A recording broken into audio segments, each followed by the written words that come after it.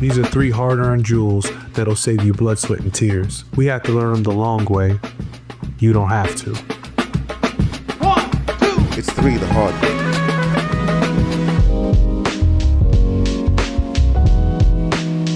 I think companies say they want bold ideas because I think they do want bold ideas. They want to stand out more from their competitors. They want to be able to get the attention of their potential customers and retain the customers that they do have.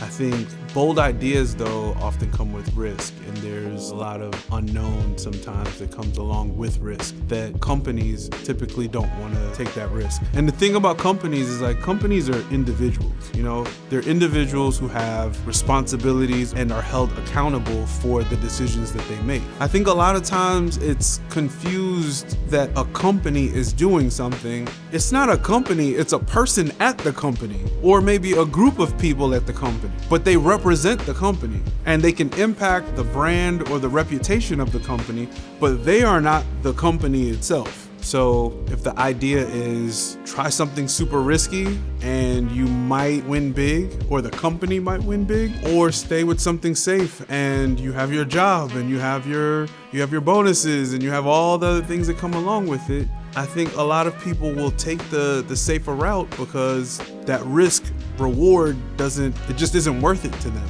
Sometimes you'll find an individual that's willing to take that risk, but few and far between. It's often that the companies will go with the safer route because it's tried and true, there's research behind it, it's been done before, and maybe they're incrementally able to maintain what it is that they have and maybe garner some new customers by doing so.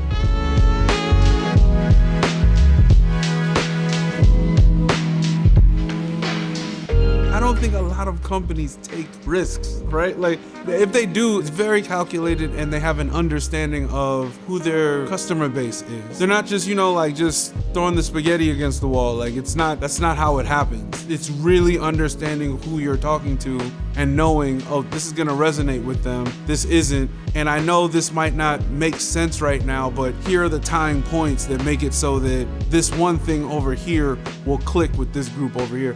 But I don't think it's just like, we'll see if it works. It's almost on a spectrum in that there's playing it safe, calculated risk, completely like risky. There's no rhyme or reason, we just think this is gonna work. Gut feeling, right? So I think the sweet spot is probably somewhere around calculated risk. That's where you wanna be when you're trying to put something out there that's not quite as familiar, but you have an idea that this is going to work and there's reasoning behind it. I think the playing it safe is probably we do this every single time and we know what it's going to garner. We put this out, we get 10% back. We put this out, we get 10% back, right? Like back in the day, like people would throw parties and they'd print out all of these flyers for the parties, and it's known that like 2% of the flyers that you put out are going to show. So you put out 1,000 flyers, 20 people are gonna show to your, and I think it's that kind of thing, like whereas something risky might be, we're gonna do a flash mob,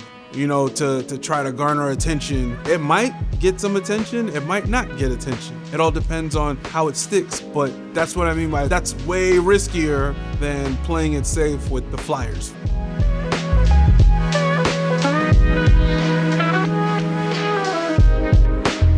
Pitching a risky idea is tricky.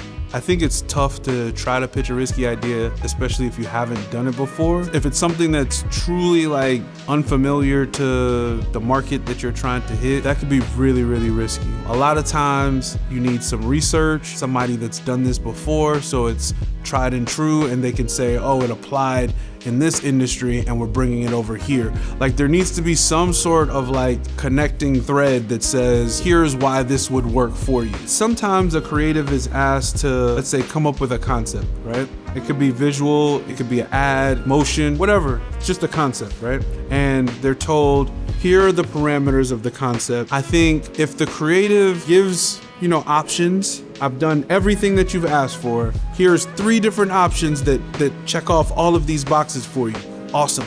Now I'm going to give you 10 more options that maybe they don't check off all of those boxes, but I think these might be some really cool ways that we could possibly explore, or these are some directions that I'd love to share with you. That's how they stay away from being a liability and can actually like push the needle a little bit further. They've shown, okay, I gave you everything you asked for, but here's a little bit more that you might not have thought about. I also think too, it's the relationships that you have with your client. If you've shown over time that you're willing to put the work in and you're actually a true partner with your client, when you make these suggestions for more risky executions, I think it's more likely that they will go along with you if you've shown over time that you're doing things keeping in mind the best interest of your client as opposed to ulterior motives. And so some of it is showing the research and showing your track record, but I also think a lot of it is that trust that you're able to build with your client.